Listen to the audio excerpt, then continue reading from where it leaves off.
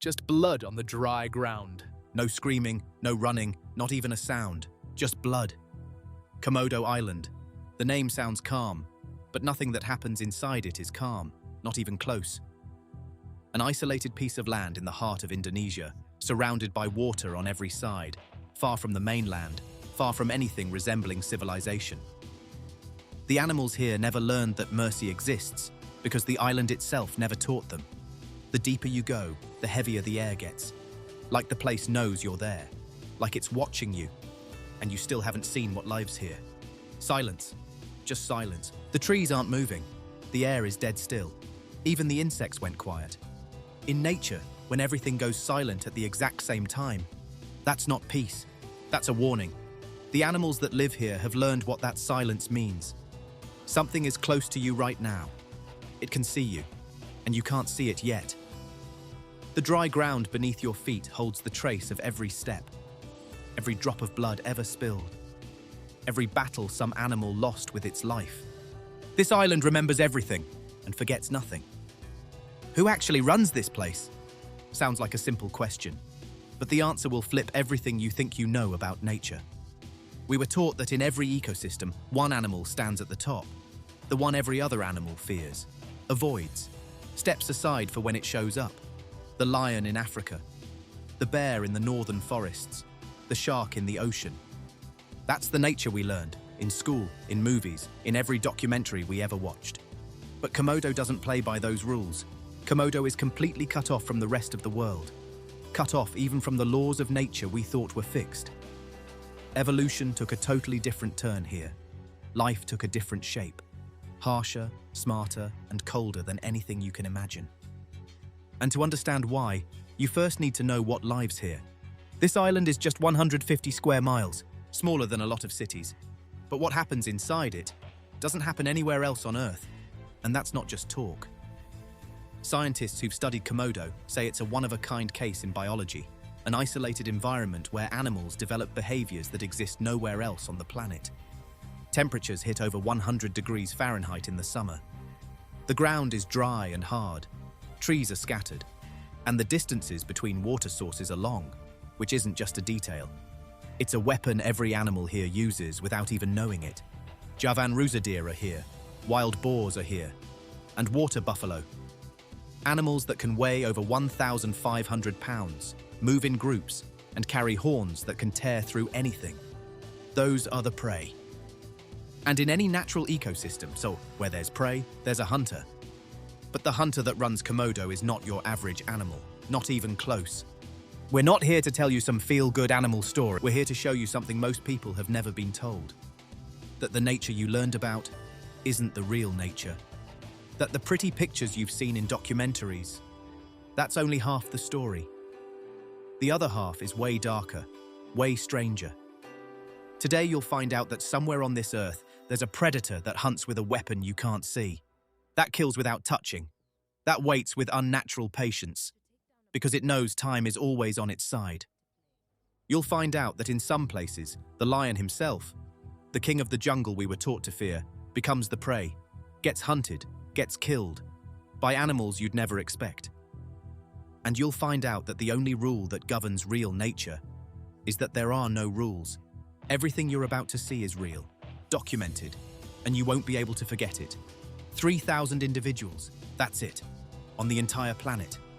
That's how many are left of the oldest lizard lineage on this earth, a lineage that's been here for over 4 million years, that watched the dinosaurs go extinct, that watched the world change around it, and is still here. The Komodo dragon. Not the dragon from the movies, not a myth, not fiction, a real animal. That breathes, that moves, that hunts, that kills. It grows up to 10 feet long, can weigh up to 330 pounds, and moves on 4 legs at speeds up to 12 miles per hour when it runs. But speed isn't its real weapon. Its real weapon isn't its teeth, isn't its claws, isn't its size. Its real weapon is something else entirely. Something you can't see with your eyes. Something that works in silence and kills with patience.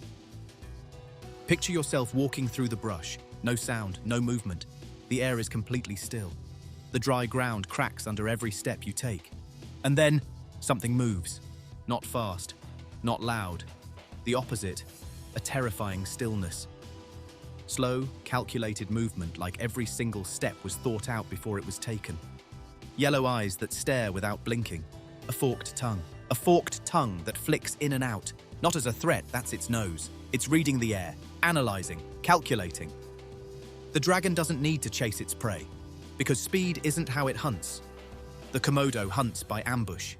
It waits for hours on the trails deer and boars use, still as a statue, not moving, not eating, not doing anything except waiting.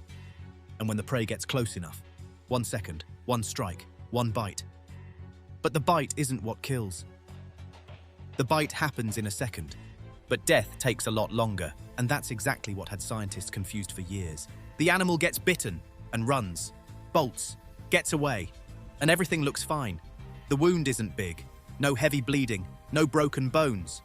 But hours later, the animal starts slowing down, stumbles, stops, and then goes down.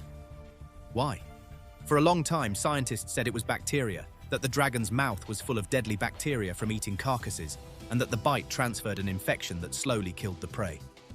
But in 2009, a discovery changed everything. Scientists found that the Komodo has actual venom glands in its lower jaw. Advanced venom. That does one thing. It stops blood from clotting. So the wound that looks small on the outside keeps bleeding on the inside, slowly, silently, without stopping. The prey keeps moving, not knowing it's losing blood, feels a fatigue it can't explain, and keeps getting further away. And the further it goes, the weaker it gets. And the dragon? The dragon walks behind it, not running, walking, calm, confident, because it knows the prey isn't going far. The water buffalo on Komodo is a story of its own. An animal that can weigh over 1,500 pounds, with horns that can split the air, that moves in groups, meaning getting anywhere near it is already a problem. The dragon knows this, so it doesn't attack the herd. It waits, watches, looks for the one that's separated from the group, the one that's smaller, weaker, the one it has a shot at. When it strikes, the buffalo runs, goes full speed, and the dragon lets it go. That's exactly what it wanted. A wounded buffalo on Komodo has one instinct: find water, a pond, a swamp, because water soothes the pain, cools things down. But on Komodo, water isn't salvation. The ponds here are stagnant, contaminated, full of the waste of the animals that use them, and a buffalo that enters that water with an open wound just walked into a perfect infection factory. The wound starts rotting, the body weakens, and the venom is still working from the inside. This buffalo won't die from the bite. It'll die from the decision to heal itself. And the dragon? Still waiting at a distance. No rush. It knows time is on its side. The prey is walking around already dead. Not a metaphor, not an exaggeration.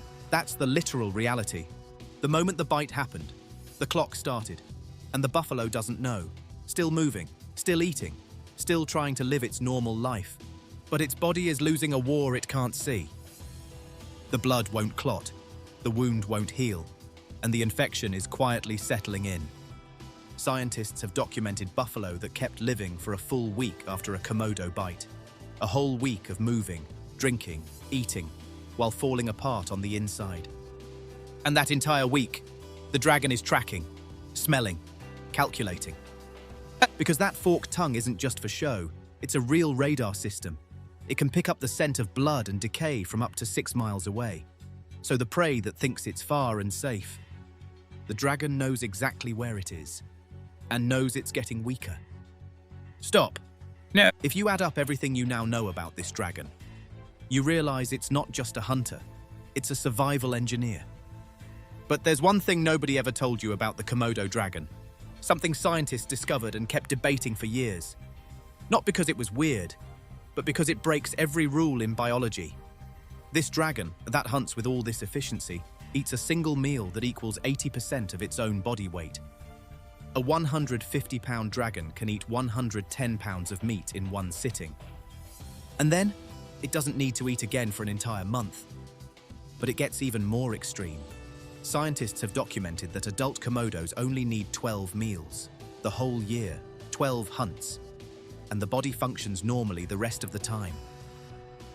That's not just hunting efficiency. That's the efficiency of existence itself. But think about it. An animal that eats 12 times a year, that's known to eat anything in front of it. What does it eat when there isn't enough prey? On Komodo, there's never always enough prey. The island is small, resources are limited, and there are a lot of dragons. And that created a problem no scientist ever saw coming. Because the dragon, the perfect hunter, the apex predator, the thing everything else fears, found a solution to that problem. A simple solution, savage, and logical in the most horrifying way. If there isn't enough prey on the outside, eat from the inside. Adult Komodo dragons eat baby Komodo dragons, not in rare cases, not only during starvation. This is a documented regular behavior, a part of daily life on the island. The mother herself, after laying and incubating her eggs, if she comes across her own hatchling after it's born, she might eat it. No emotion, no mercy, no distinction between a stranger and her own child. On Komodo, hunger is stronger than anything else, and the strangest part is the babies know this, from the very first day of their lives. They know the most dangerous thing on this island isn't deer or wild boar. The most dangerous thing to them is their own family. A hatchling cracks out of its egg, and its first decision requires zero thinking. Run, up, to the tree, as high as it can go. Not random instinct, that's calculated survival. The hatchling knows the ground isn't safe, that what's below is dangerous, that the only way to survive is to stay as far from the adults as possible, by any means necessary. And it stays in the trees for 2 full years. 2 years of its life lived in the air, eating insects, small lizards, birds, with its eyes always on the ground below. But there's something else these hatchlings do. Something that the first time you hear it, you won't believe. The hatchling rolls itself in animal feces, wraps its body in the most foul-smelling things it can find. So when an adult smells it, it registers as part of a carcass, not a living prey animal. That's not disgusting. That's genius. Forced genius. Genius that evolved over millions of years on an isolated island to solve one single problem. How do you survive in a place where your own parents are your greatest enemy? But even the tree isn't safe forever. The hatchling grows, and the day comes when it has to come down, and that's the most dangerous moment of its entire life. Not because the ground is hard, not because hunting is difficult, because the adults are still there, still hungry, still unable to tell the difference between prey and offspring. A hatchling that comes down from the tree enters a world that treats it like a stranger, like prey, like a meal. And it has one weapon, being faster, smarter, and more alert than anything else on the island. And most of the hatchlings don't make it. Scientists found that the survival rate from hatching to adulthood in Komodo dragons is shockingly low. The island takes more than it gives. And that got scientists asking a critical question. If the dragon eats its own kind, if the survival rate is that low, if the total population is just 3,000, does Komodo itself eat itself? That question made scientists look in a completely different direction. And for the first time, they started comparing Komodo to another place. A place in Africa. A place with the same dynamic. Predator and prey trapped together, but on a much larger scale. And much more violent. Botswana, the heart of Africa, in a region called Duba Plains, on a small island in the middle of the Okavango floodplains. An island not surrounded by salt water, surrounded by floodland that shifts every season. And that's what left the animals inside it, trapped. Not trapped by walls, trapped by nature itself. On this island, 3 lion prides and over 1,000 African buffalo, 1,000 buffalo, each one weighing up to 2,200 pounds, sharp horns, and an aggressive temperament that even professional hunters respect. And the lions? They know there's nowhere else to go. No other prey. This buffalo is the only food source, meaning every single day, the lion has to face the buffalo. No choice. But what scientists witnessed at Duba Plains completely changed how they understood the relationship between predator and prey. Because at Duba Plains, the lion doesn't just hunt the buffalo hunts the lion. Not a metaphor, not an exaggeration. Documented, filmed, studied by scientists who spent years at Duba Plains watching what happens. The buffalo at Duba Plains evolved behavior that's completely off the charts, not just defending itself when attacked. That was always part of African buffalo behavior. The buffalo at Duba hunts the lion, tracks it down, follows it, and attacks first. Buffalo herds move in organized groups, with the big males up front, not to eat, to drive out, to destroy. And in documented cases, the buffalo killed the lion. Not in self-defense, not in a moment of panic, after a chase, after planning, after the entire herd joined in the effort. A fully grown male lion, in its prime, killed by a buffalo that decided it wasn't going to wait to be attacked. And that got scientists asking a question that had never been asked before. If the prey starts hunting the predator, who exactly is supposed to be afraid of who? The lion, king of the jungle. That title has been repeated for thousands of years, in ancient civilizations, in mythology, in movies, in every documentary ever made. Lion equals power, lion equals dominance, lion equals the top. But at Duba Plains, the lion wakes up every morning and the first thing it does is figure out where the herd is. Not to hunt it, to stay away from it. The lions at Duba learned that the buffalo is a real threat, that getting close to the herd without a solid plan could be the last decision they ever make. And that's not weakness, that's intelligence. But the problem is they're trapped, just like the buffalo is trapped. This island doesn't let anyone leave, so every day the lion has to hunt, has to face the buffalo, has to risk its life, and every day the buffalo has to eat, has to move, has to be ready for a lion that might be waiting. Duba Plains isn't a normal natural environment, it's a war. Every single day, no truce, no peace, no end. But the lion in Africa isn't only afraid of the buffalo. There are other animals, ones you'd never expect could hurt it, that kill it in completely different ways. Hyenas. When you hear the word hyena, what do you picture? A laughing scavenger, something that eats leftovers, that follows lions around waiting for scraps. That's what we learned. That's what the movies taught us. The truth is the complete opposite. The spotted hyena is one of the most efficient hunters in Africa. Its hunt success rate reaches 70%, higher than the lion's, which only hits around 30%. The hyena doesn't eat the lion's leftovers. In many cases, the lion eats the hyena's leftovers. The hyena hunts, makes a kill, and the lion shows up and steals it by force. But the hyena has a weapon the lion doesn't: numbers. A hyena clan can reach 30 or 40 individuals.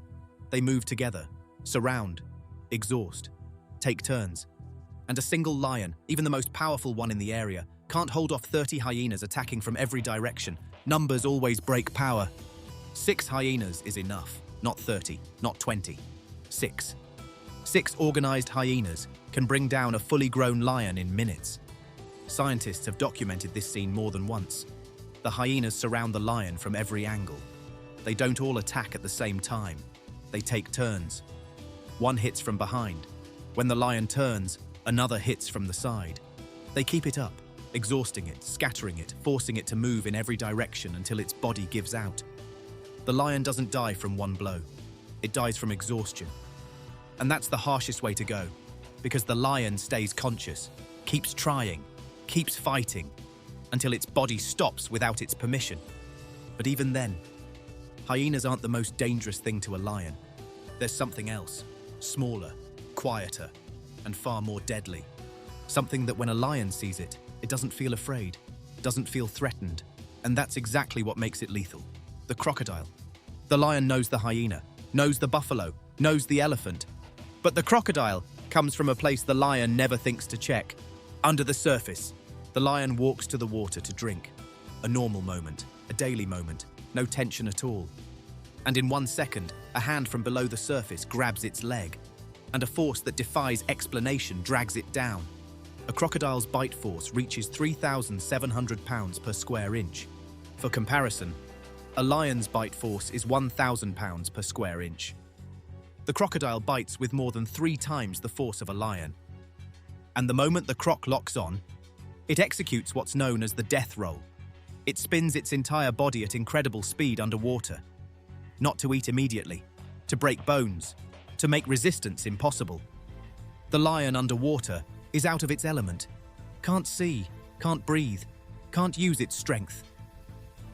The environment turned the king into a victim in one single second, but the crocodile still isn't the last surprise. There's something much smaller, much quieter, and nobody takes it seriously, until a lion dies from it, slowly, of starvation. The porcupine, an animal that weighs up to 22 pounds. The lion weighs 400 pounds. By logic, there's no fight here, no threat, not even a story worth telling. But the porcupine has one weapon that has killed fully grown lions in the most brutal way imaginable. Its quills aren't just sharp, they're barbed, like fish hooks. When they go in, they don't come out. They migrate deeper into the body with every movement. When a lion attacks a porcupine, one thing happens.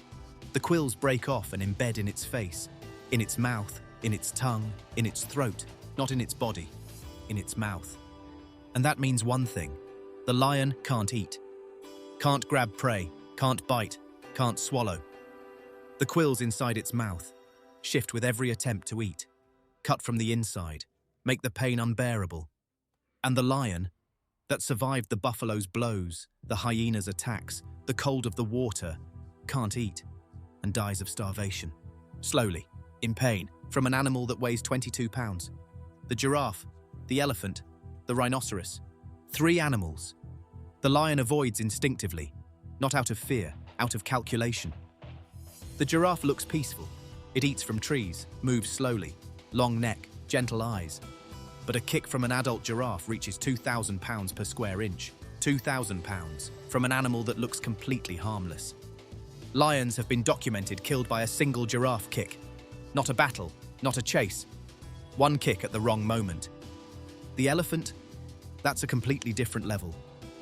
Even a starving, desperate lion sees an adult elephant and walks in the other direction. The elephant weighs 13,000 pounds. Its trunk lifts trees. Its feet crush anything beneath them. But the rhino, that's the one that stops even scientists cold. The rhino isn't just huge. The rhino is aggressive by nature. It charges without provocation, runs at speeds up to 30 miles per hour, and weighs over 5,000 pounds. When a lion sees a rhino, it does one thing. It runs, not weakness, not failure. That is millions of years of precision survival math. But all of that, the buffalo, the hyenas, the croc, the porcupine, the giraffe, the elephant, the rhino, all of it leads to one big question. If the lion, the king of the jungle, has all those enemies, where exactly did that title come from? Well, that title was invented by humans, not by nature. Nature doesn't know anything called a king, doesn't know a throne, doesn't know a title. Nature only knows one thing, who's still standing, and who's gone.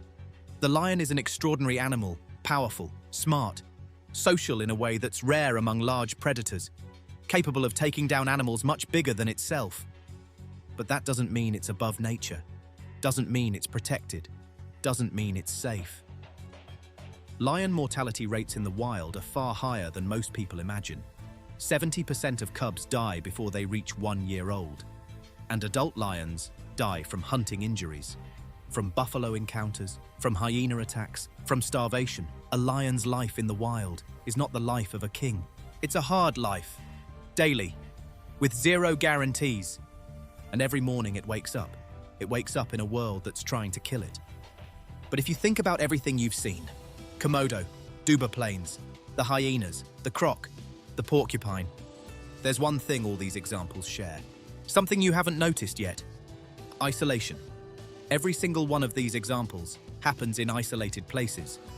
Komodo, an island. Duba Plains, an island. Even the regions where hyenas, crocodiles, and porcupines take down lions, defined areas, enclosed, limited resources. And that isolation isn't just geography, it's an engine of evolution. When animals get trapped in one place, they change, they evolve, they develop behaviors that didn't exist before. The dragon developed venom. The buffalo at Duba developed offensive aggression. The hatchlings at Komodo developed a unique survival strategy. Isolation creates smarter predators, stronger prey, and relationships between them that are far more complex than we ever imagined. But there's something else humans do to that isolation. Humans remove the predators. They see a wolf, they kill it. They see a dragon, they fear it. They see a lion, they hunt it. And they think they're protecting nature. But what happens after the predator disappears is something nobody saw coming. Yellowstone, America, 1926. That year, the last wolf in the park was killed, and people celebrated. The wolf was dangerous. The wolf ate livestock. The wolf was the enemy. Without wolves, the park would be safer, more beautiful, better. But what happened next? Nobody expected. The elk that the wolves used to hunt exploded in numbers, nothing stopping them, eating everything in sight. The trees disappeared, the plants were destroyed, the riverbanks eroded, the rivers changed course. Not an exaggeration, the rivers literally changed course, because the trees that held the banks in place were gone. The soil washed away, and the water started flowing in new directions. An entire ecosystem collapsed, because one animal maintains the balance of everything. Now, think about Komodo. 3,000 dragons, that's it. If they disappeared, the deer, the boars, and the buffalo would explode in numbers. The vegetation would vanish. The island would become barren land. And the ecosystem that took millions of years to build would collapse in just a few years. And right now, the dragon is facing extinction. Not from another animal, from humans. Poaching, habitat destruction, unmanaged tourism, and climate change affecting the temperatures the dragon needs to reproduce. The animal that survived the extinction of the dinosaurs. That lived for 4 million years. That developed venom and ambush and patience. Can't survive humans. And in Africa, lion populations dropped from 200,000 at the start of the 20th century to fewer than 20,000 today. 80% of lions gone in 100 years. Just 100 years.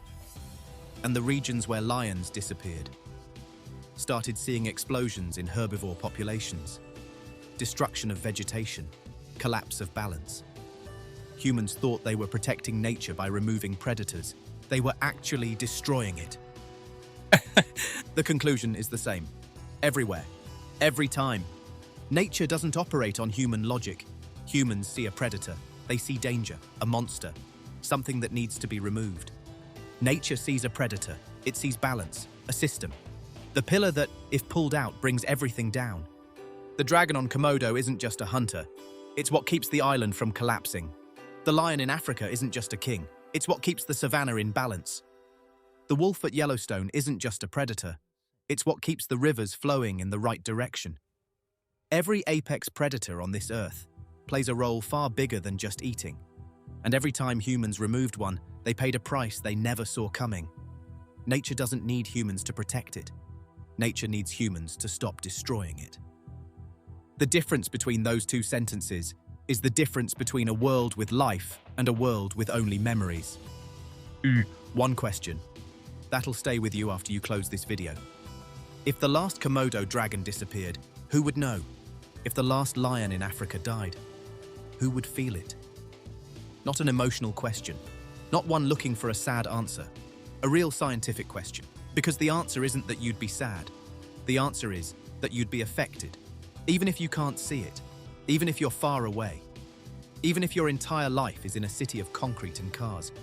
Because the balance these predators maintain affects the water you drink, the air you breathe, the climate you live in. All of nature is connected. Pull one thread, and the whole fabric unravels. And the problem is, we keep pulling those threads, without feeling it, without thinking about it, without even knowing we're doing something. So the real question isn't if the dragon or the lion disappears. The real question is, when will we feel the difference? And by the time we feel it, will it already be too late? Blood. Just blood on the dry ground. The same scene we started with, but now you're seeing it through completely different eyes. The animal walking over the carcass without a second thought isn't a monster, isn't evil, isn't something to be afraid of. It's part of a system, a link in a chain. The very reason this island, and every island like it on Earth, is still functioning. This blood isn't an ending. It's a beginning. The beginning of a cycle that started millions of years before humans ever existed. Nature's cycle doesn't need our permission, doesn't need our approval, doesn't need us to understand it. It just needs one thing, for us to let it run. Because the day it stops, it won't make the news, won't be announced, won't come with a loud sound. It'll come in silence, just like it started, in silence. And by then, there won't be blood on the ground. There won't be any ground.